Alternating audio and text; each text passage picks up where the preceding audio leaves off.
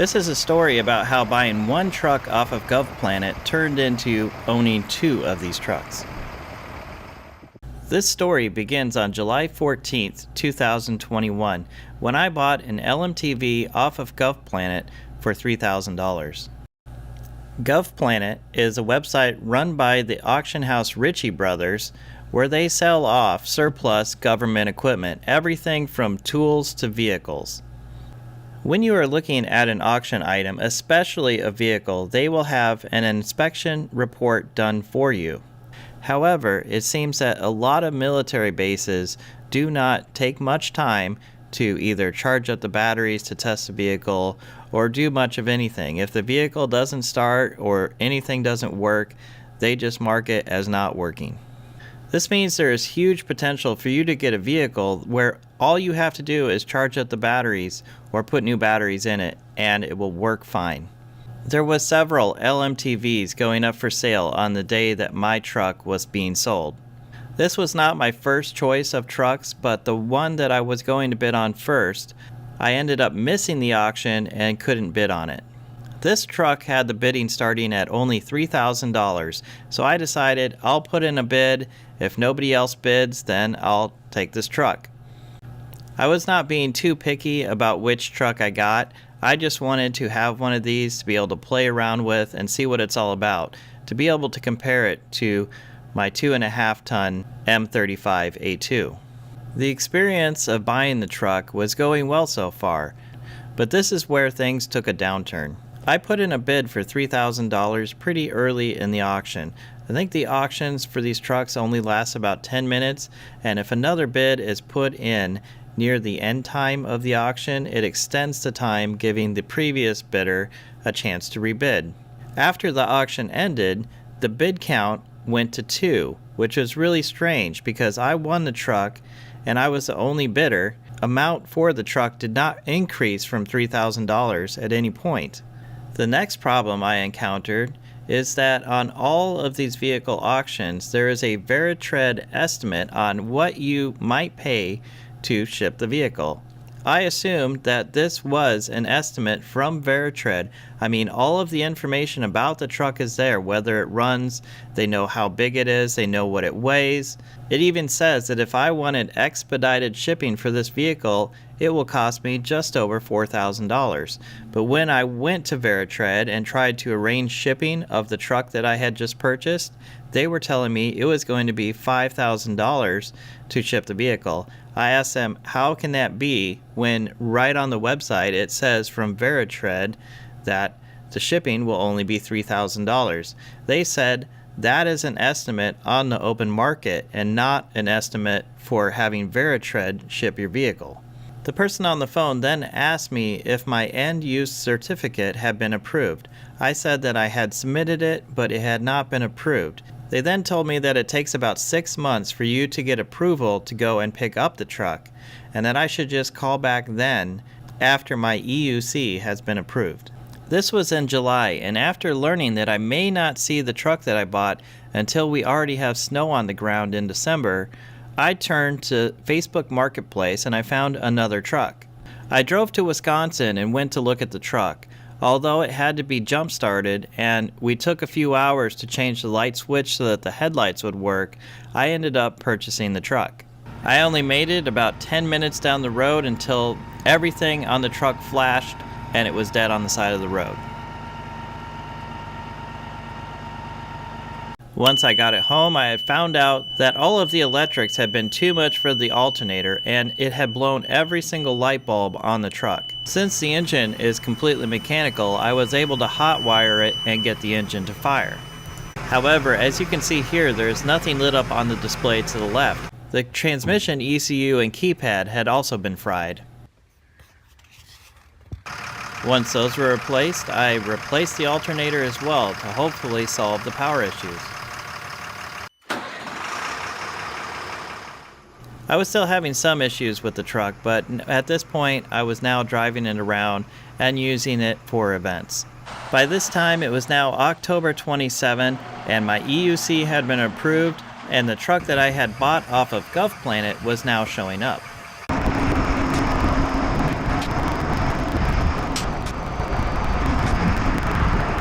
Finally have both trucks here. Raining like crazy now, so I'm not able to get the second one to where I exactly want it. Have to wait for a better day to do that, but at least I got them both here, both off of the truck. The batteries on the new truck are dead, so I'm going to try to jump start it, see if it'll start. It does power up, that's a good sign. It's good that this is displaying neutral here. Gonna turn that siren off so I can talk. It's a good thing that we showed neutral here. Looks like this might work. I also have to wait for the voltage to come up a bit more. I do have to turn this on to check it. Once the batteries are charged up, see if it'll start.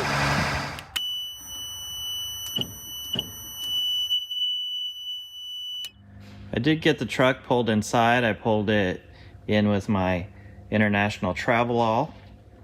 Now that I have the truck where I want it, I need to uncage the brakes, which is releasing the parking brakes so that it will not move. So if the engine is started and it's accidentally put in gear, the truck won't start running over everything. To uncage the brakes, I just need to unscrew this nut. And these trucks do have a nice place to store it right here after you have removed it. So if you need to cage the brakes on your truck, look right here and see if you have your tools in place still. Just to save you a little time, this is a 19mm wrench that is needed to do this operation. Had a battery charger on it a couple days, so it's at 28.2 volts now. Let's see if it cranks now. I put a little duct tape over the buzzer because it is so loud.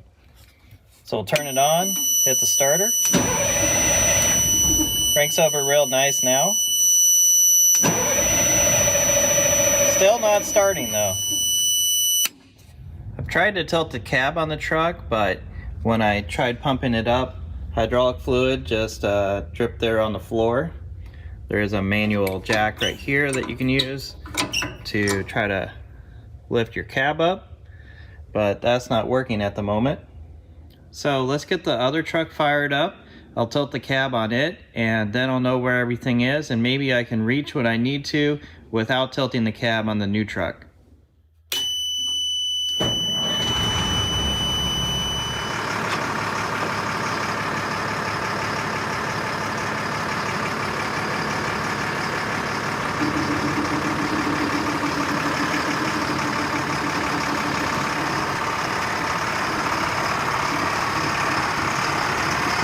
Okay, with the cab tilted on this truck, we can see there's our priming button right there. That will prime the fuel system, and I want to try that on this other truck, see if that will help it start, but I'm not sure if I'm going to be able to reach that without tilting the cab first. Okay, behind this flap, if we look way up there, we can barely see that button. We'll see if I can reach up there and push that a few times. I was able to reach up there and hit it. The button did get harder and I could hear fluid moving. So hopefully this will do it. You can see the oil pressure is coming up. So if your truck has a problem like this, there is a hydraulically operated latch right here that keeps the cab from tilting forward when you don't want it to. If you screw the cap on the passenger side out, beneath that will be a spring. This is what's left of the O-ring. That's why it was leaking and not working. So now I should be able to tilt the cab out of the way. To try to get air into the system, gonna hook up the shop air to the truck, pump up these tanks.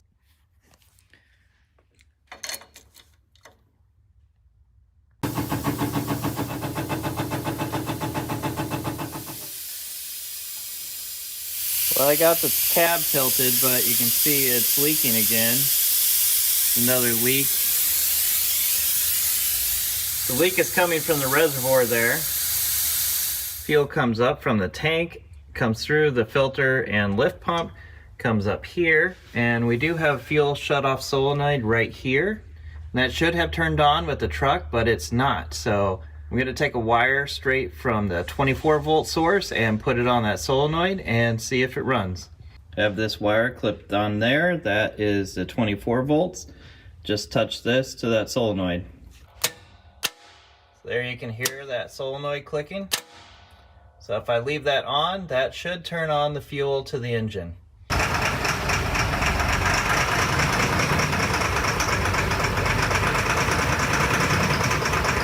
Started up now, but it's not quite running right yet.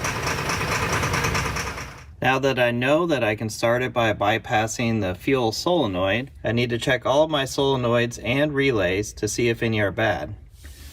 I have a schematic right here that tells me if they're 12 volt or 24 volt. And I have this really handy relay tester so that I can easily and quickly test them.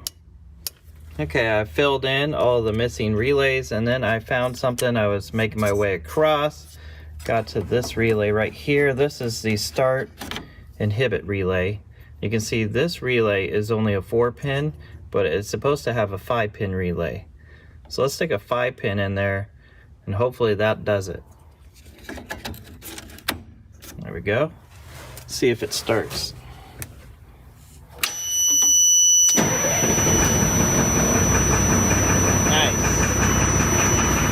Even though this truck is running now, I still can't drive this on the road because I can't go and register it.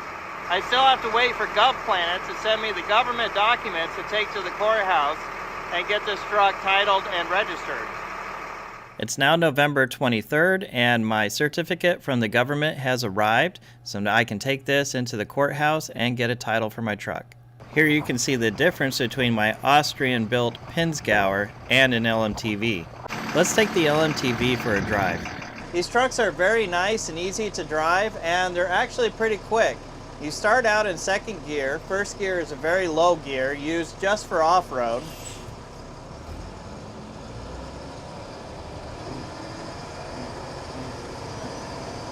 And once we get going here, when it switches into third gear, it actually accelerates very quickly. And it will go through all the rest of the gears until it gets up to 7th gear.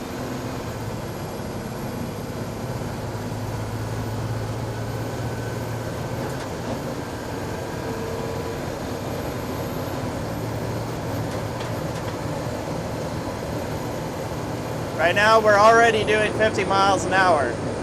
The brakes on this truck work just as good as it accelerates.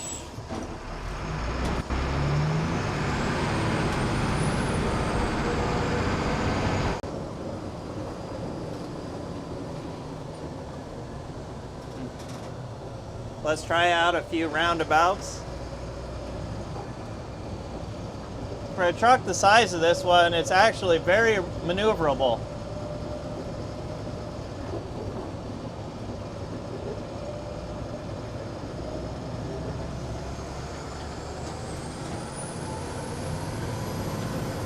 And with power steering and an automatic transmission, really anybody could drive this truck.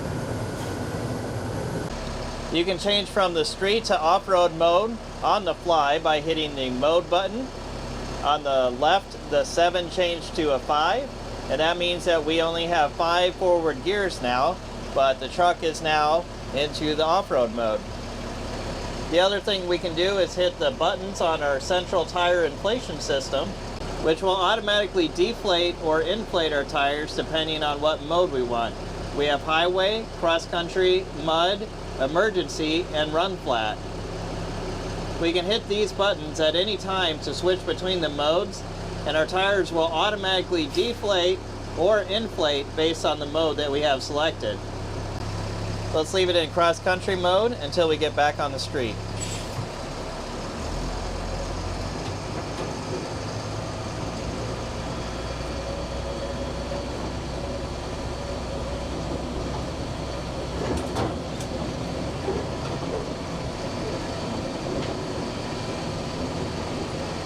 These trucks are no slouch. If you want to go fast off-road, again, once you hit that second to third gear shift, the truck gets very fast. And it can cruise quite quickly off-road.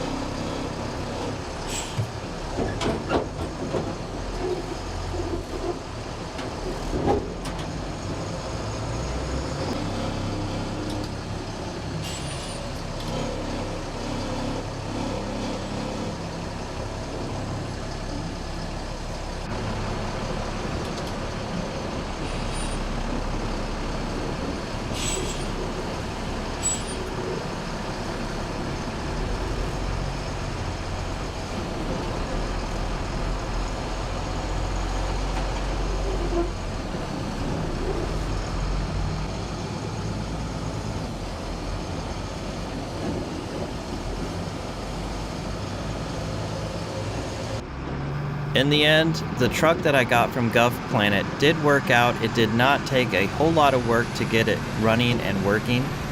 In this case, I had a lot more problems with the truck that I bought on the open market. But if I was to do this all over, I would buy a truck off the private market. You know what you're getting, you know what it's going to cost you. And you don't have to wait months to have any communication about what is going on with your vehicle.